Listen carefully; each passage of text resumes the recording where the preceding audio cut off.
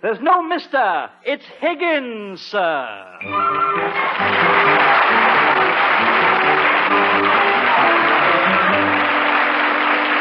The National Broadcasting Company presents a new comedy series, It's Higgins, Sir, created and transcribed by Paul Harrison, and starring Harry McNaughton as Higgins.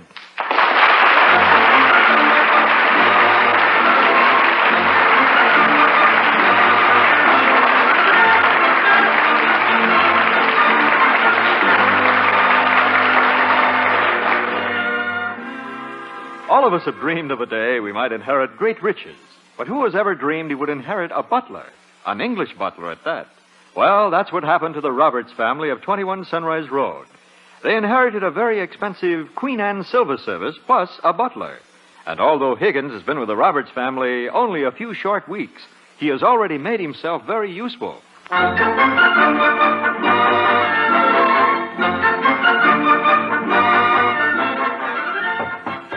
Who is it? It's Higgins, sir. Oh, come right in. I'm shaving. Good morning, sir. I hope you slept well. As a matter of fact, I didn't, Higgins. All night long, I tossed and turned. Tossed and turned, sir? I'm so glad you came up heads, sir. I was composing a speech. Higgins, see how this sounds. Yes. See if it makes sense, huh? Very good, sir. Fire away. Gentlemen, sirs,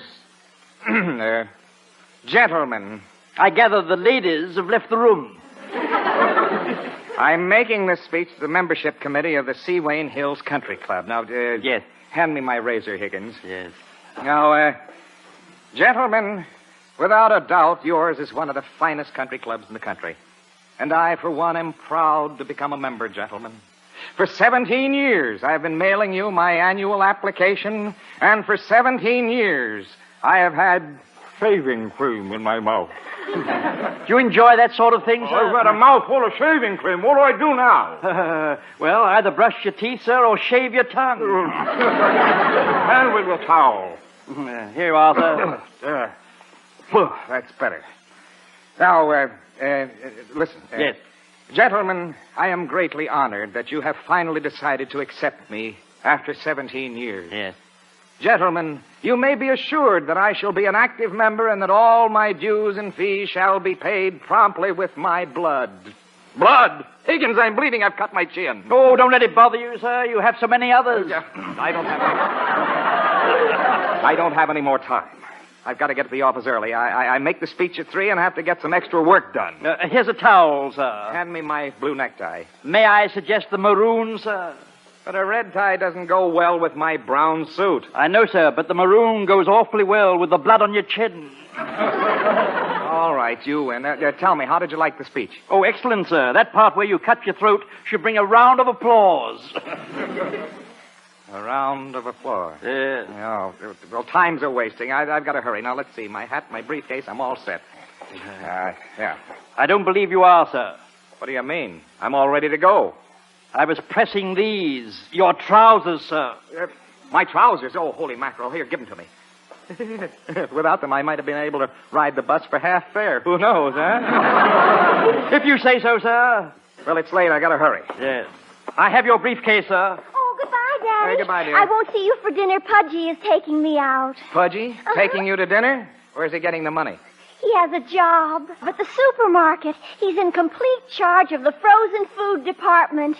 Gee, he looks so cute in earmuffs.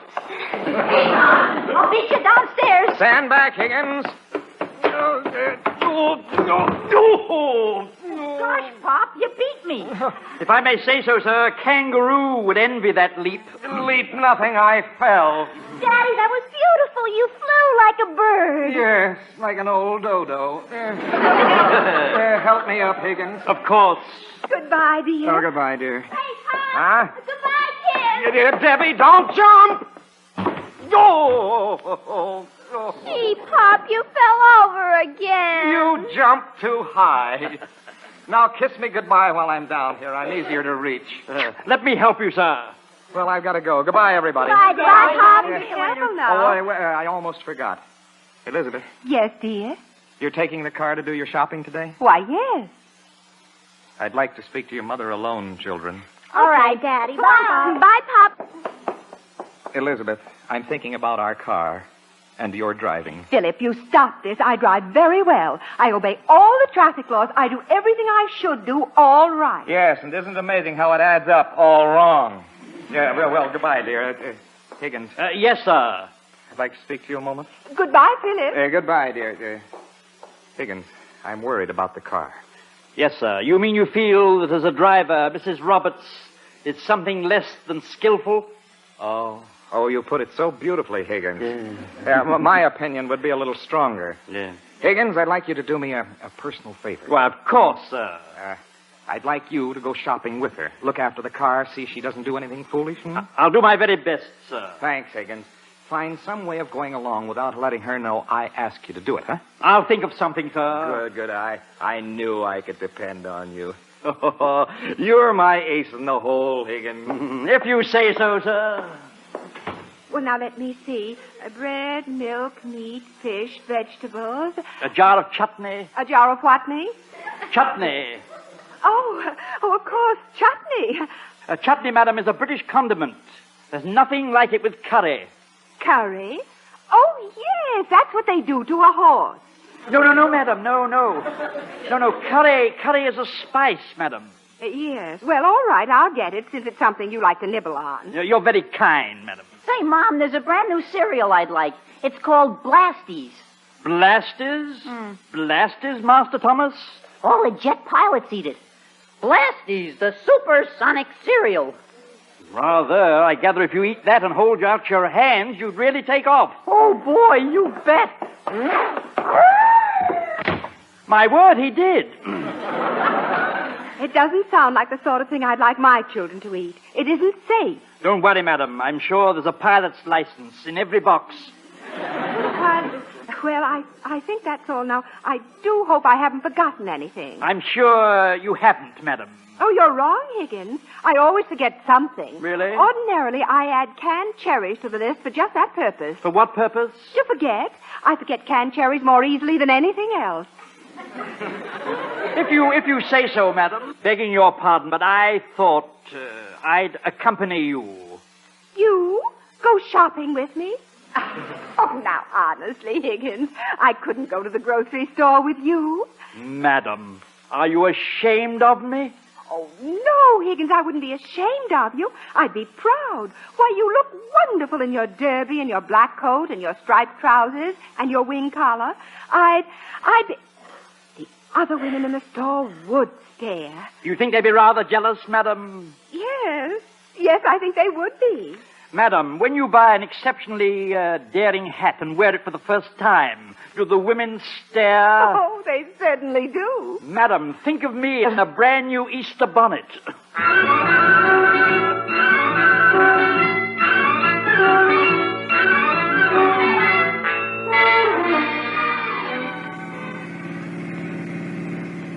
You drive the car rather well, madam. Oh, Higgins, how sweet of you to say that. I think Mr. Roberts worries unduly about your driving, madam. I imagine American driving is quite a change for you, Higgins. You do it differently in England, don't you? Oh, quite, madam, quite, yes. You see, in England, the right side is the left side, and the right side is the wrong side. That is, the left side is the right side, and the right side, well, everyone there is coming the other way, you see. You follow me? No. Was I supposed to? To simplify, madam, we drive on the left, you drive on the right. And what does the traffic coming the other way do? They drive on the left side, too, madam. Oh, my goodness. Doesn't that make the left side rather crowded? As an example, madam, if you were to steer over to your left and drive on that side of the street, you'd be driving as they do in England. Oh, my, that sounds like fun. I'm going over to the left side and see what it's like.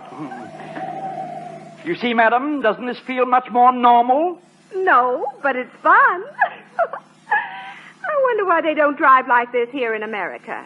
Madam, up ahead there. Look, some fool is coming towards us on the wrong side of the road. Oh, dear. He's on the right side and I'm on the wrong side. You better stop the car, madam. What happened? happened? Stiff upper lip, madam. Why? Bent front fender. All right. Why don't you watch where you're going? I'm terribly sorry. Sorry, you was weaving all over the road. Suppose you just come from the beauty shop and had one permanent too many. Now, see here, young man. Now, Mrs. Roberts, allow me, madam. If you please, sir, address any further remarks you have to me. Oh, so you're butting in, huh? Okay, put 'em up. A pleasure. Hey, just a minute.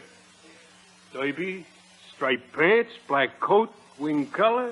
Also underwear? Oh, I can't hit a guy on the way to his wedding. I'm not going to a wedding. No, huh? No. A funeral? No. No funeral. Oh, a politician, huh? Put 'em up! I'm not a politician. I, sir, am a butler. A butler? A real honest-to-goodness butler? I've never heard of any counterfeit butlers. Gee, we shouldn't be fighting. Well, you and me is in the same racket.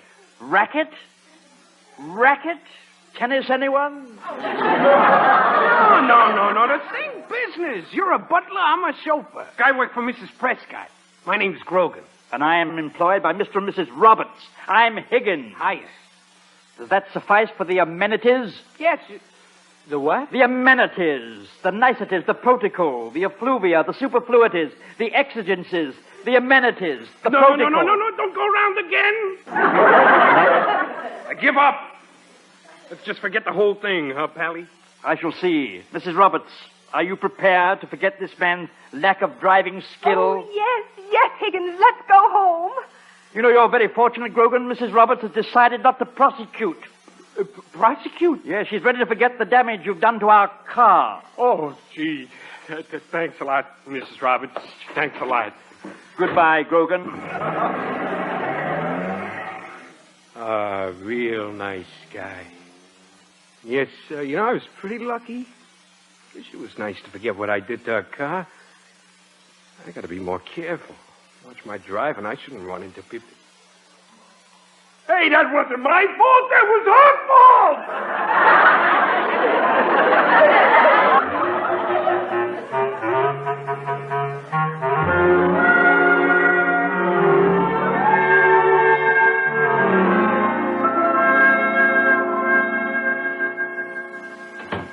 Grogan, is that you?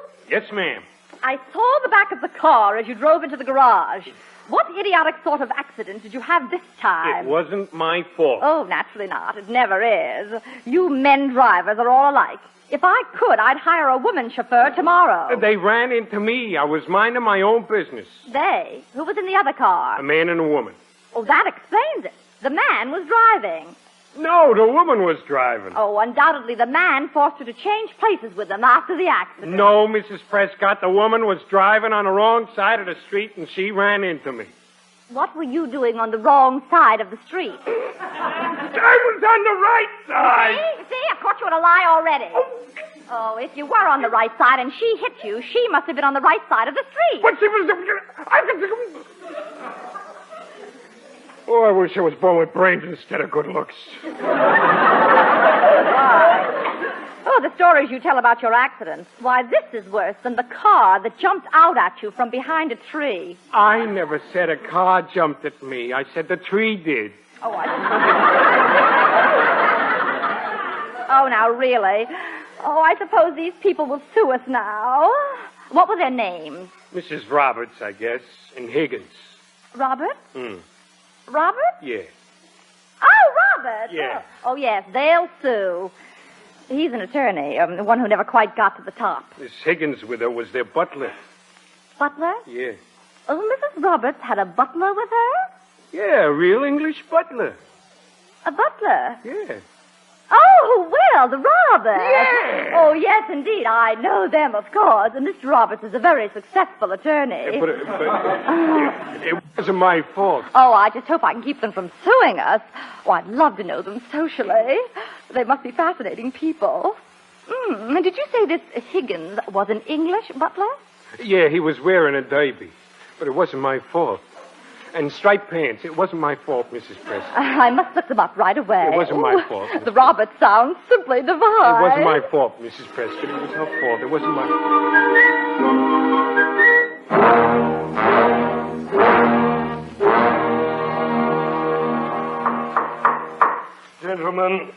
Gentlemen, will you please come to order?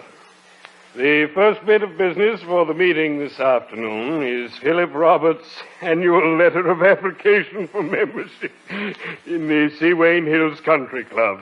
I'll read it. Gentlemen, sirs, for the past 17 years, I've written you, gentlemen, to please accept my application for membership. And for 17 years, you gentlemen have turned me down. Gentlemen, there seems to be a slight misunderstanding. I've come to a very important conclusion concerning this misunderstanding. Make up your minds. Either you want me or you don't. Don't think I'm coming to you on bended knee because there's some blood on the paper. It just so happens I cut myself on the letter opener. Gentlemen, will those in favor of accepting Mr. Roberts' application signify by saying aye? Perhaps you didn't hear me. Please signify by saying aye. Now for new business. About the gophers and the sand trap on the 13th hole. Members have complained that they're eating golf balls.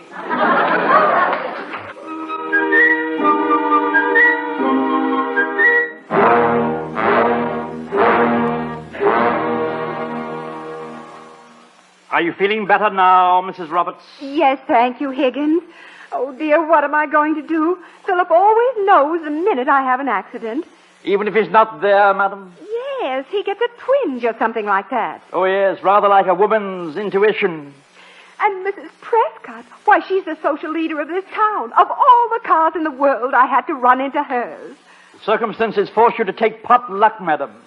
Philip may have to pay for their car. Why, they might even sue us.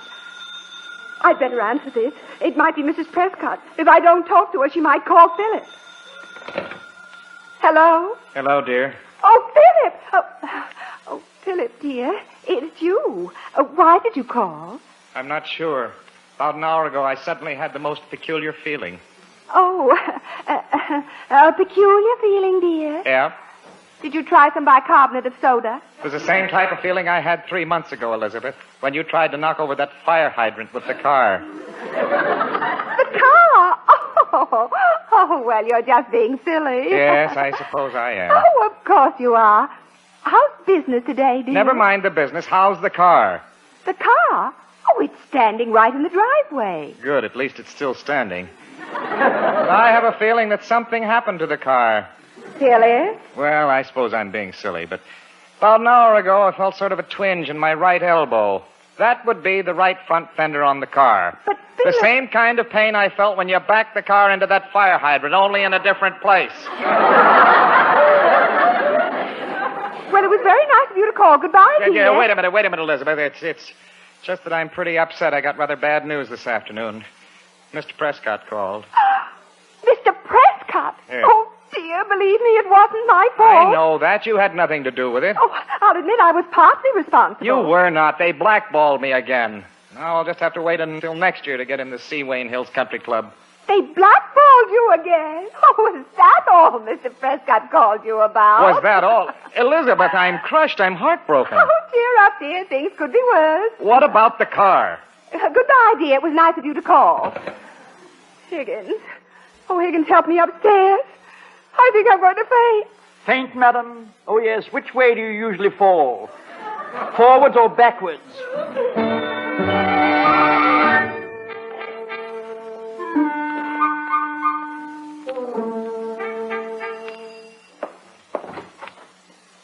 Good afternoon. Good afternoon. I'm Mrs. Prescott. Mrs. Fillmore Prescott? Oh, yes, quite. I wonder if I could see Mrs. Roberts now. I'm afraid that's impossible. Her condition is very delicate. I'm sure you heard about the accident. Oh, yes, naturally I did hear. Yes, I'm certain of one thing, though, Higgins. It was completely Grogan's fault. Oh, you're certain of that, madam? Absolutely. Oh, men drivers are all alike. Oh, your attitude is refreshing, madam. I want to see Mrs. Roberts and try to make the whole sad experience up to her. Well, perhaps if you called again later in the day, Mrs. Prescott. All right. And you tell the poor dear that I'm going to do everything I can to make her feel better. Higgins, I was wondering. Yes. Are you happy here, Higgins? What have you in mind, madam? Oh, nothing. And I mean, in particular, I just wondered if you were happy, working here with the Roberts. Madam, I'm in constant ecstasy. Oh, you British, you're so very, very loyal. Well, we'll talk about it again another time. Good day. Good day, madam. Oh, I feel much better now, Higgins. I do too, madam. Who was that at the door? Mrs. Prescott, madam. Oh, Higgins, I'm feeling faint again. Mrs. Roberts, I have the feeling that you have suddenly become very desirable in Mrs. Prescott's eyes. But why? Why should she suddenly want to know us? I wouldn't have the remotest idea, madam. But you do have an ace in the hole. What's that? Me, madam.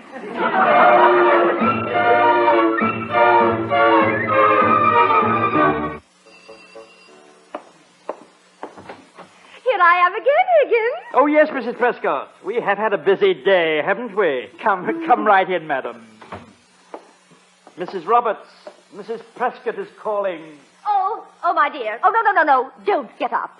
Oh, you don't look well at all. Not at all. Oh, that Grogan is a beast. Oh, really, Mrs. Prescott, I feel fine. Much, much better. You really mustn't tire yourself, Mrs. Roberts.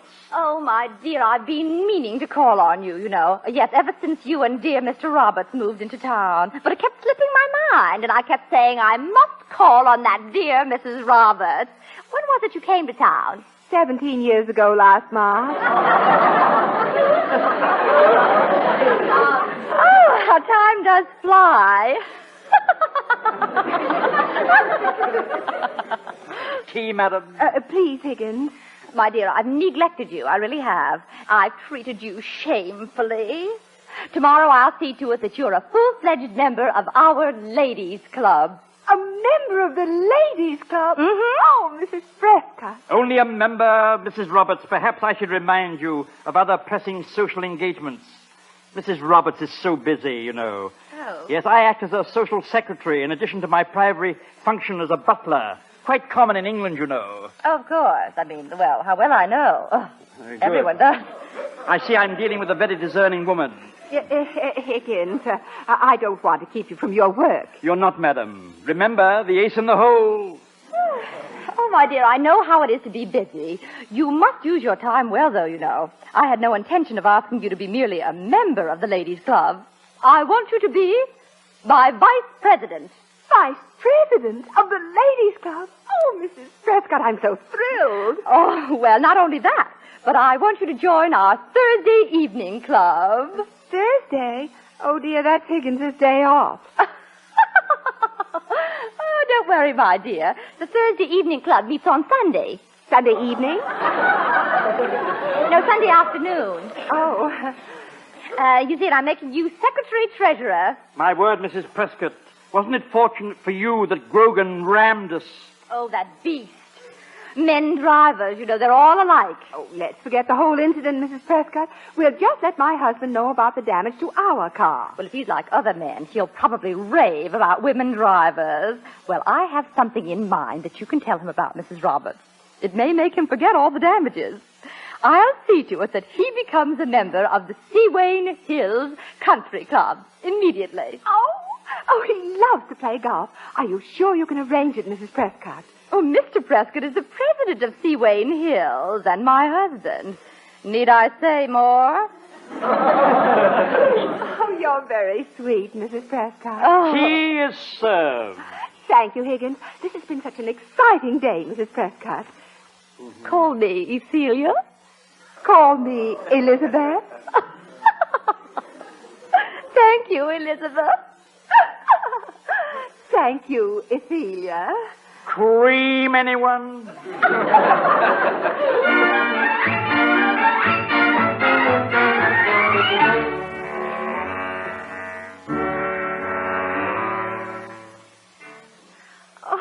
an afternoon. And to think I owe it all to you, Higgins. Not directly, madam.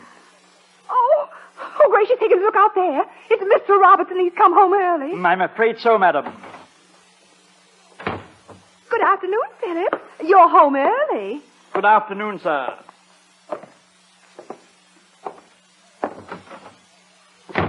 Oh, he went right out to look at the car. Oh, my finger!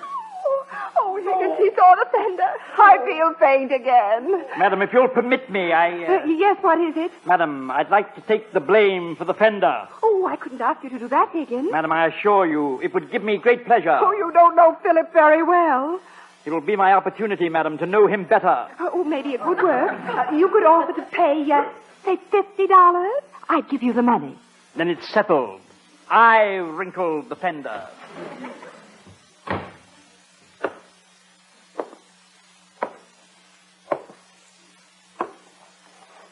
Higgins, Yes, Mr. Roberts. go away. I wish to be alone with Mrs. Roberts. I'd like Higgins to stay. My dear, my own sweet wife. Why did our sovereign state ever issue a license to you? Didn't they know that an ignition key in your hand becomes a lethal weapon? Philip, dear. Don't try to explain.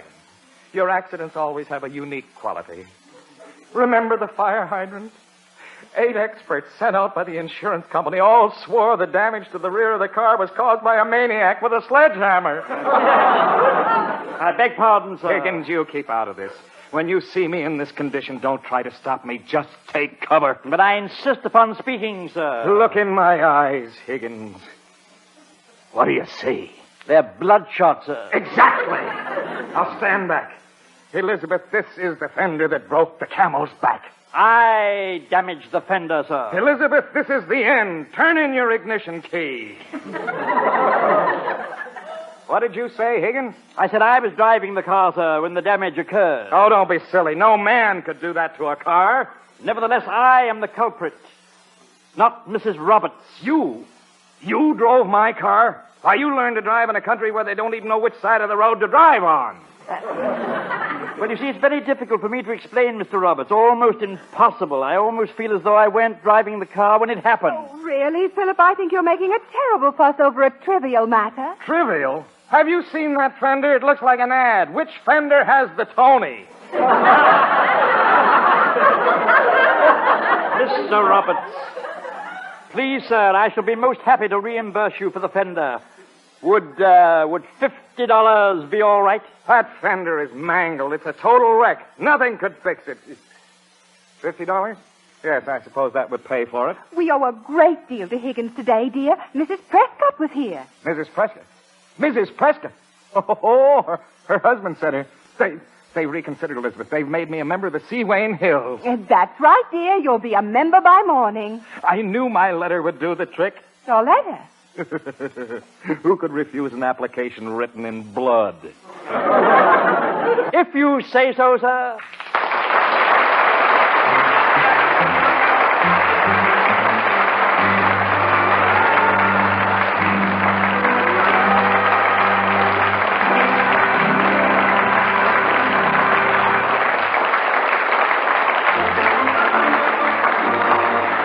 This has been It's Higgins, Sir, the third in a new comedy series starring Harry McNaughton, with Vinton Hayworth and Peggy Allenby as Mr. and Mrs. Roberts. It's Higgins, Sir was directed and transcribed by Paul Harrison and written by Rick Bullard. This is Lionel Rico speaking. Join Jack Pearl and Mimi Benzel tonight on NBC.